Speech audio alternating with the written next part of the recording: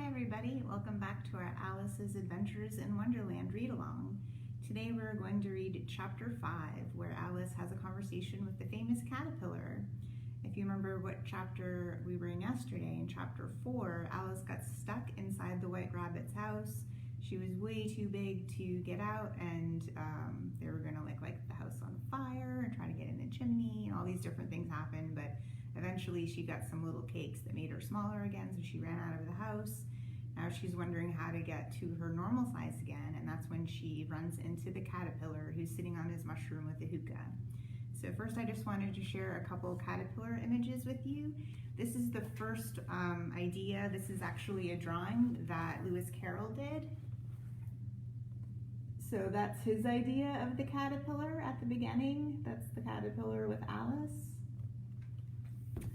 And then, of course, the one that everyone knows about is John Tenniel. So first I printed out a picture of John Tenniel because look at that mustache. That's pretty fantastic. So if you don't know much about John Tenniel, he's the person who most people think of when they think of the illustrations for Alice in Wonderland. He was an English illustrator and a political cartoonist, and he was knighted in 1893 for his artistic achievements, which is pretty cool. So this is probably the standard picture of the caterpillar that you would think of, because that's the Tenniel illustration, and this is a color plate, which is really nice. So that's where we're starting today, with Alice talking to the caterpillar. Let's get started, and thanks so much for joining me today. Advice from a caterpillar. The caterpillar and Alice looked at each other for some time in silence. At last, the caterpillar took the hookah out of its mouth and addressed her in a languid, sleepy voice. "Who are you?" said the caterpillar. This was not an encouraging opening for conversation. Alice replied rather shyly, "I hardly know, sir, just at present. At least I know who I was when I got up this morning, but I think I must have been changed several times since then." "What do you mean by that?" said the caterpillar sternly. "Explain yourself." "I can't explain myself, I'm afraid, sir," said Alice, "because I'm not myself, you see." "I don't see," said the caterpillar. "I'm afraid I can't put it more clearly," Alice replied very politely, "for I can't understand it myself to begin with, and being so many different sizes in a day is very confusing." "It isn't," said the caterpillar. "Well, perhaps you haven't found it so yet," said Alice. "But when you have to turn into a chrysalis, you will someday, you know, and then after that into a butterfly, I should think you'll feel it a little queer, won't you?" "Not a bit," said the caterpillar. "Well, perhaps your feelings may be different," said Alice. "All I know is it would feel very queer to me." "You," said the caterpillar contemptuously. "Who are you?" Which brought them back again to the beginning of the conversation. Alice felt a little irritated at the caterpillar's making such very short remarks, and she drew herself up and said very gravely, "I think you ought to tell me who you are first." "Why?" said the caterpillar. Here was another puzzling question, and as Alice could not think of any good reason, and as the caterpillar seemed to be in a very unpleasant state of mind, she turned away. "Come back," the caterpillar called after her. "I have something important to say." This sounded promising, certainly. Alice turned and came back again. "Keep your temper," said the caterpillar. "Is that all?" said Alice, swallowing down her anger as well as she could. "No," said the caterpillar. Alice thought she might as well wait, as she had nothing else to do, and perhaps after all it might tell her something worth hearing.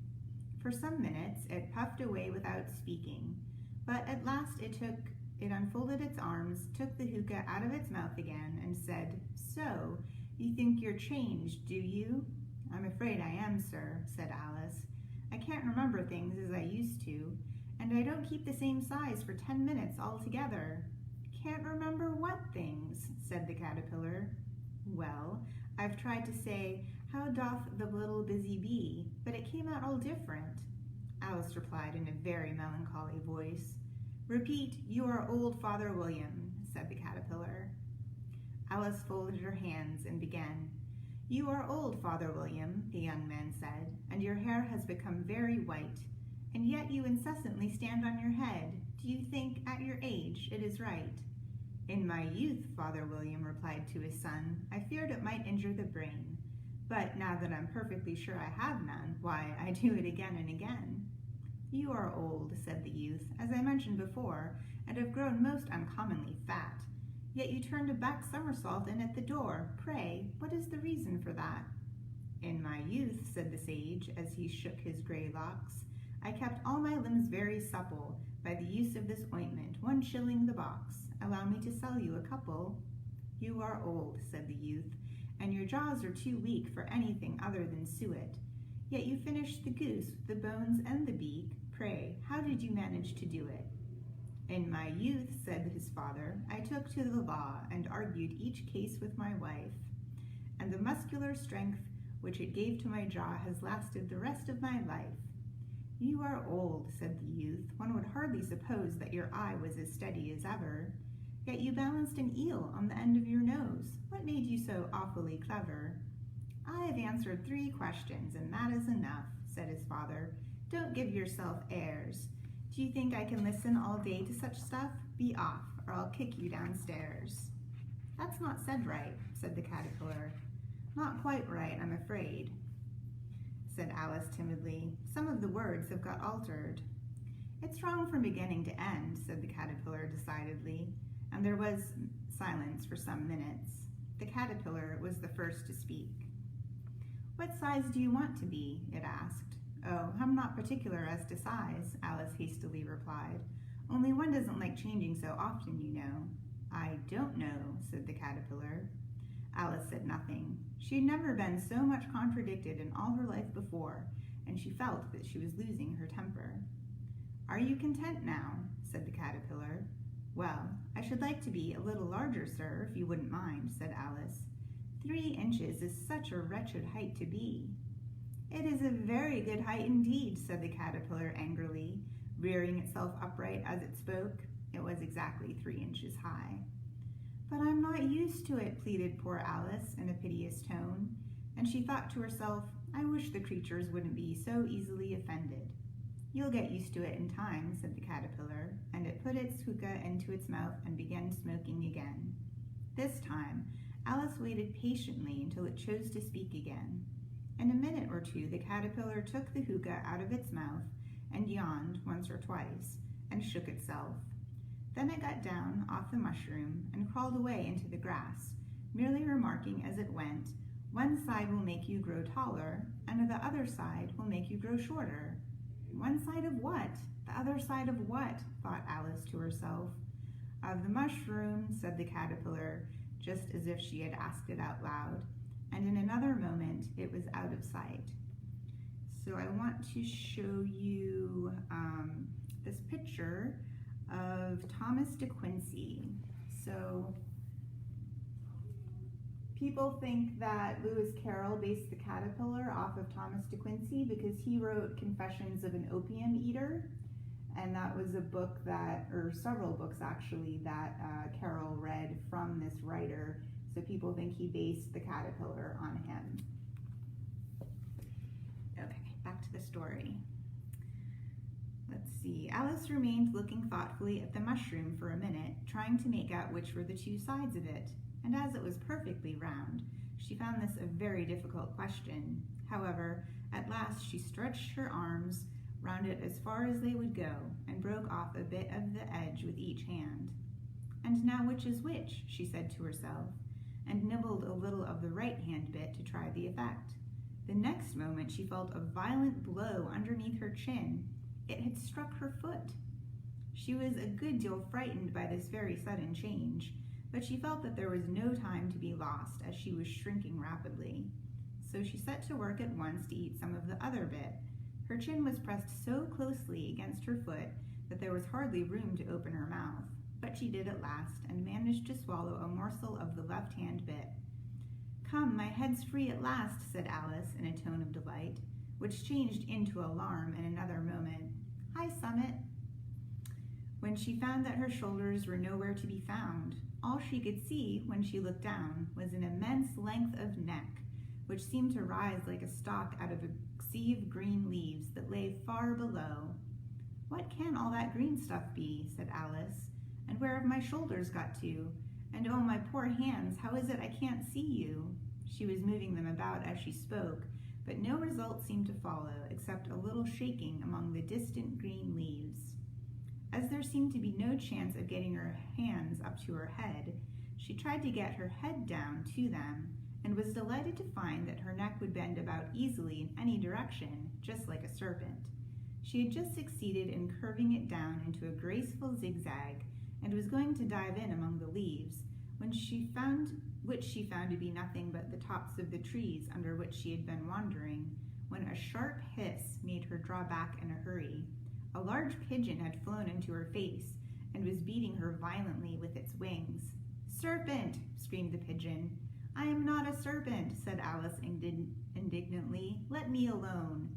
"Serpent, I say," repeated the pigeon, but in a more subdued tone, and added with a kind of sob, "I've tried every way, and nothing seems to suit them." "I haven't the least idea what you're talking about," said Alice. "I've tried the roots of trees, and I've tried banks, and I've tried hedges," the pigeon went on, without attending to her. "But those serpents, there's no pleasing them."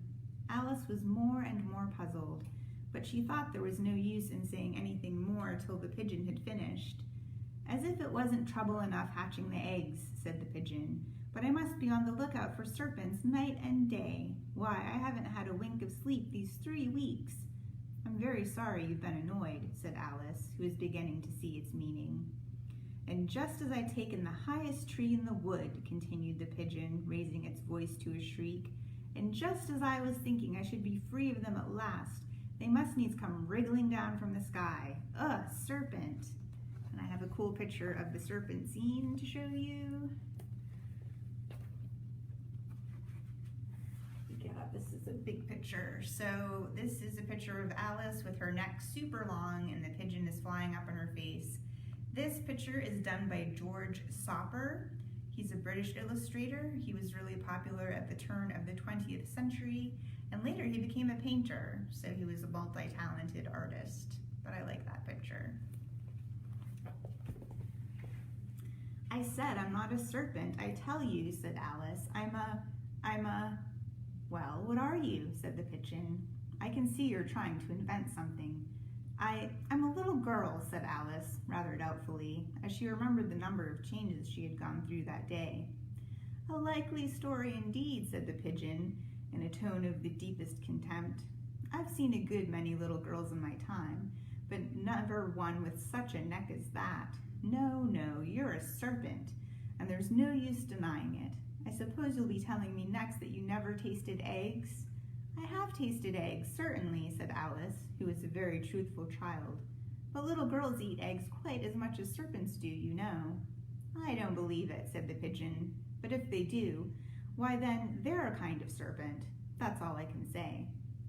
This was such a new idea to Alice that she was quite silent for a minute or two, which gave the pigeon the opportunity of adding, "You're looking for eggs, I know that well enough. And what does it matter to me whether you're a little girl or a serpent?" "It matters a good deal to me," said Alice hastily, "but I'm not looking for eggs, as it happens, and if I was, I shouldn't want yours. I don't like them raw." "Well, be off then," said the pigeon in a sulky tone, as it settled down again into its nest. Alice crouched down among the trees as well as she could, for her neck kept getting entangled among the branches, and every now and then she had to stop and untwist it. After a while she remembered that she still held the pieces of mushroom in her hands, and she set to work very carefully, nibbling first at one and then at the other, and growing sometimes taller and sometimes shorter until she had succeeded in bringing herself down to her usual height. It was so long since she had been anything near the right size that it felt quite strange at first, but she got used to it in a few minutes, and began talking to herself, as usual. "Come, there's half my plan done now. How puzzling all these changes are. I'm never sure what I'm going to be from one minute to the other. However, I've got back to my right size. The next thing is to get into that beautiful garden. How is that to be done, I wonder?" As she said this, she suddenly came upon an open place, with a little house in it about 4 feet high. "Whoever lives there," thought Alice, "it'll never do to come upon them this size. Why, I should frighten them out of their wits." So she began nibbling at the right-hand bit again, and did not venture to go near the house till she had brought herself down to 9 inches high. And that takes us to the end of our chapter today. I believe that the next chapter, she meets the Mad Hatter, which is always fun. So that's going to be on Wednesday next week at noon. I'll be back with some more cool illustrations, and we'll meet the Mad Hatter, I think. So thanks so much for watching, and I hope you have a great weekend.